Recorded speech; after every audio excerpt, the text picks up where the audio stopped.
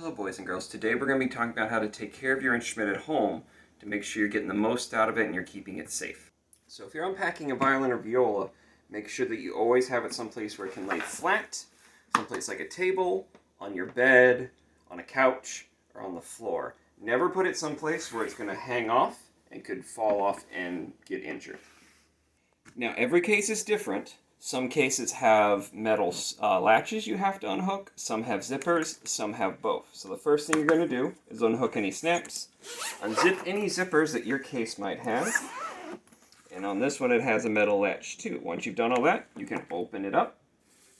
If you have a protected cover, you're just going to move that to the side. Inside you should have your violin or viola and your bow. Every instrument should come with rosin. So these are two examples of rosin. It comes in different shapes or sizes, but it all does the same job. So make sure you have rosin. It should always be kept somewhere inside your case where it'll be safe. Another really important tool for a violin or viola is to have a shoulder rest. You can either get one of these nice fancy ones, or a sponge like this will work as well. If you're using a sponge, you're also going to need a rubber band of some kind. The easiest thing to do is to take the rubber band, stretch it over the bottom of the C-bout, stretch it all the way around your chin rest, around the back, and around the in button.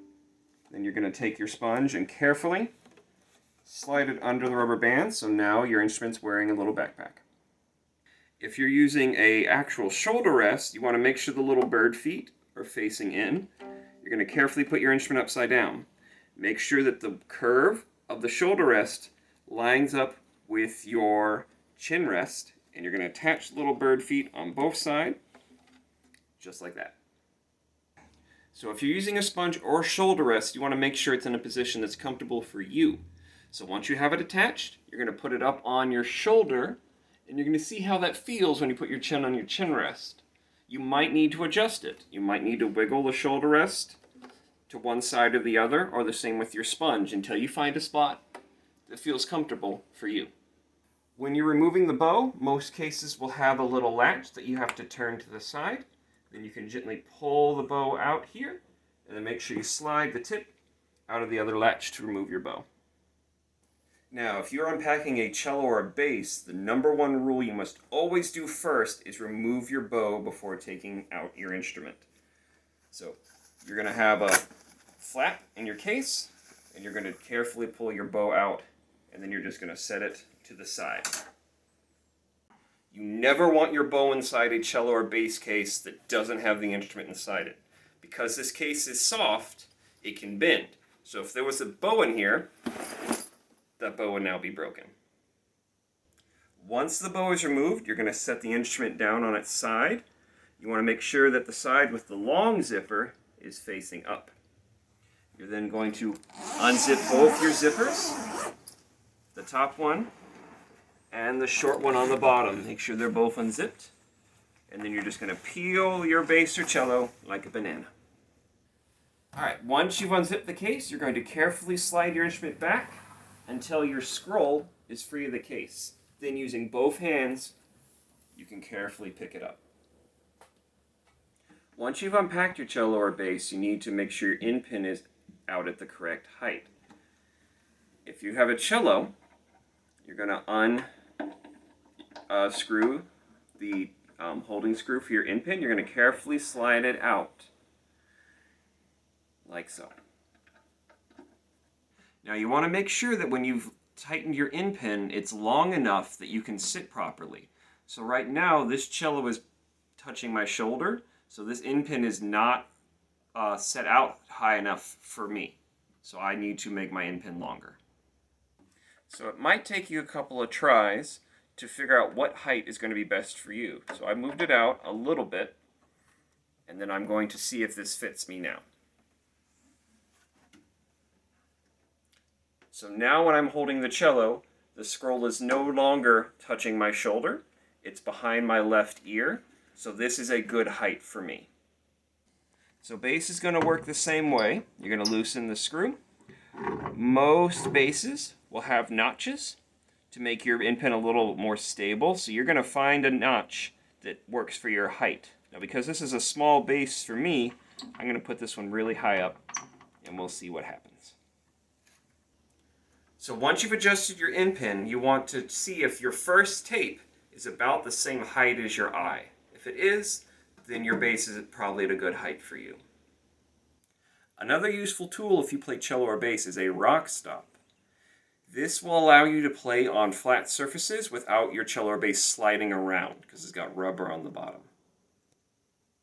So if you're playing on a flat surface, you want to put the rock stop down, and you're going to carefully put your in pin in the slot, and then you might need to adjust it around to make sure it's at the right spot where it's comfortable for you. Another really useful material to have is a music stand. Now, this is the kind of music stands we use at school. This is very fancy and it works really well, but you really don't need something this nice for at home. These kind right here, these wire collapsible music stands, are much cheaper, and when you're done playing, the whole thing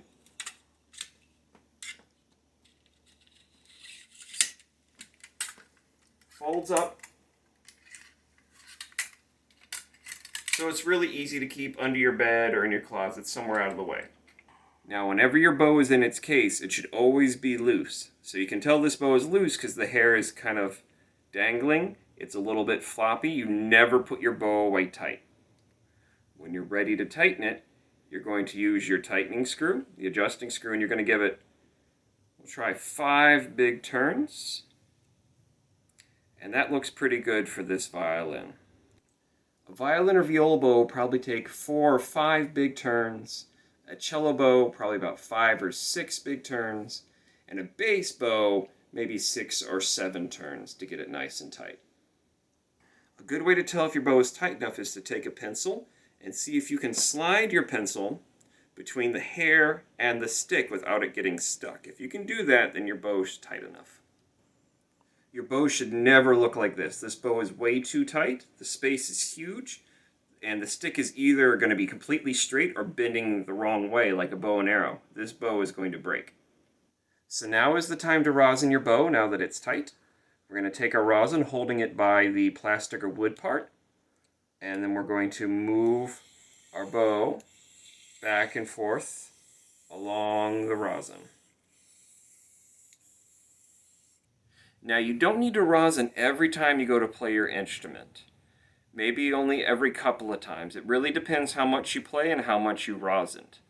If you're done playing and you see a lot of white powder all over your instrument, that means you've rosined too much and you don't need to rosin again for a long time. When you are practicing, if you are sitting down, you want to make sure you're sitting on the edge of your chair, which means you need to scoot your bottom all the way up near the edge. Don't fall off. I'm still sitting in the chair, but there should be space between your back and the back of the chair, and you should be sitting up nice and tall. If you're playing violin or viola, there's 2 positions that we practice in class, guitar and playing position. For guitar position, you're going to hold your violin or viola up against your stomach, and it's going to kind of rest here in your lap. Always make sure that when you're practicing plucking, your thumb is sitting on top of the fingerboard and you're using your fingers to pluck. If you're going to practice in playing position or shoulder position, hold up your violin like your Statue of Liberty, turn it around, gently place it up on your shoulder. Make sure that your sponge or shoulder rest is sitting comfortably in your collarbone. You put your chin on your chin rest. Make sure your left hand is in correct position. Your left thumb should be on the side near your first finger tape. Your other fingers can curl around, and make sure that your wrist does not touch your violin or viola. There should be nice space between your wrist and the instrument. Just make a nice straight line with your hand and your arm like this. You can also easily play violin or viola while standing up. Just standing up nice and straight. Again, it's going to sit on your shoulder the same way. Your left hand's going to be in the same shape. So you can just as easily practice standing up or in a chair. So when you're ready to play cello, just like with violin and viola, you want to sit on the edge of the chair, sitting up nice and tall.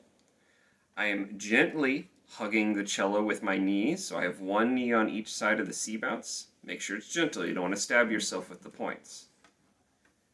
The cello is going to be slightly on the left side so that the neck can go to my left side. The scroll and neck are not touching my shoulder. The back of the cello is touching up against my sternum, and the peg, the C peg, is behind my left ear. and I have plenty of room that I can put my hand on the neck and play the cello. So make sure your left hand, you have your thumb on your thumb square, and a nice C-shape hand so your fingers can reach around to the fingerboard.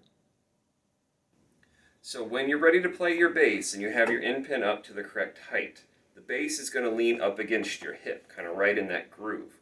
You're going to start with the bass about an arm length away from you, and then you're going to stay standing up nice and straight, and you're going to let the bass lean up against you. You want to find a comfortable spot up against your hip where the corner of the bass can sit there. It's not all the way flat against my stomach like this, and I'm not all the way behind it like a cello. It's going to be at an angle. So when you're holding your bass with your left hand, keep your thumb on your thumb square, kind of behind your second finger.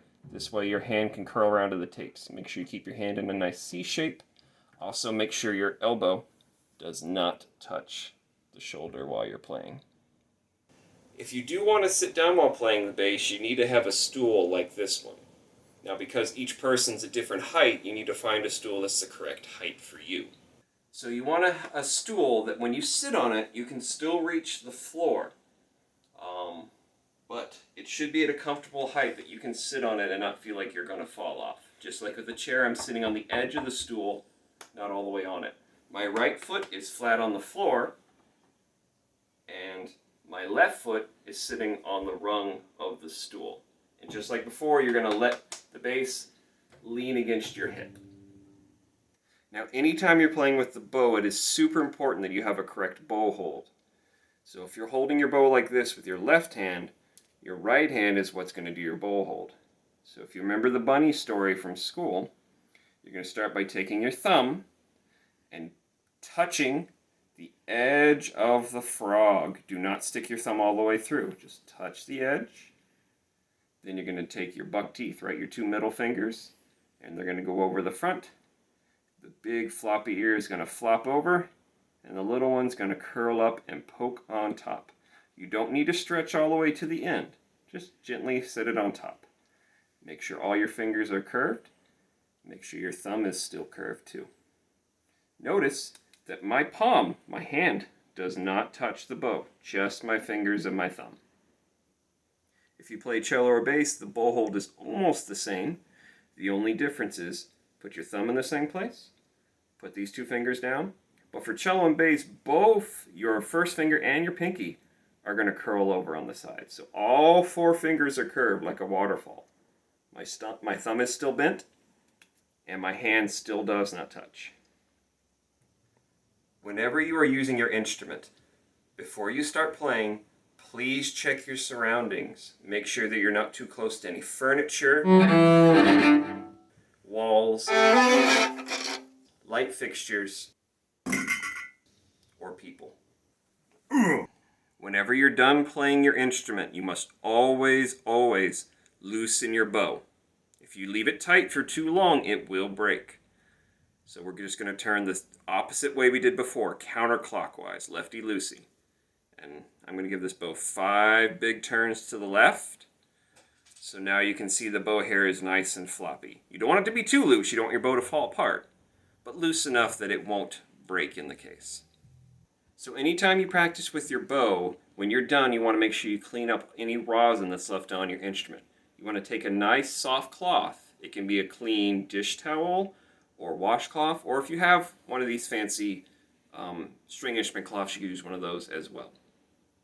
You want to take your cloth and you're going to gently wipe the rosin from your strings. It's okay if it makes squeaky noises. That just means you have a lot of rosin on there that needs to be cleaned up. You can also very gently wipe the rosin off of the face of the instrument and very gently off of the fingerboard so that your instrument stays nice and clean. Never clean your instrument with water or soap or any kind of disinfectant wipe. If you do that, the shiny finish that's on your instrument will be eaten away and your instrument will be permanently damaged. Only use a soft, clean, dry cloth.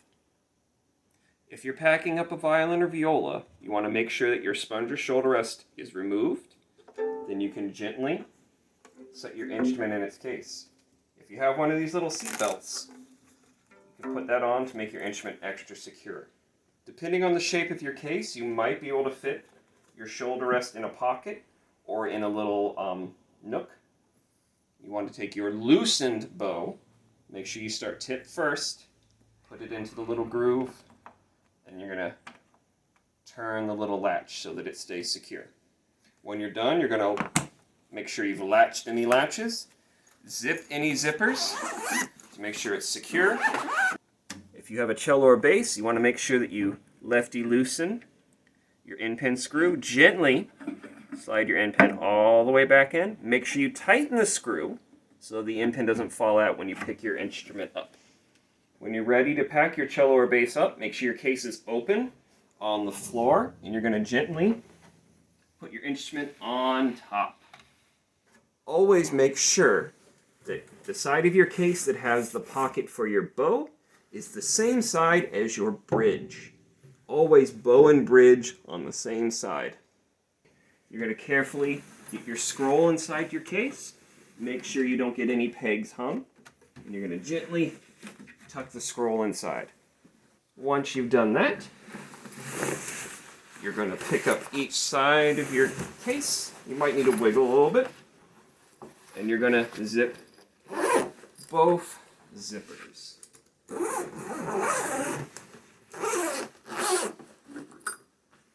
Always make sure your end pin is still outside. Never zip your case over your end pin. You're going to rip your case.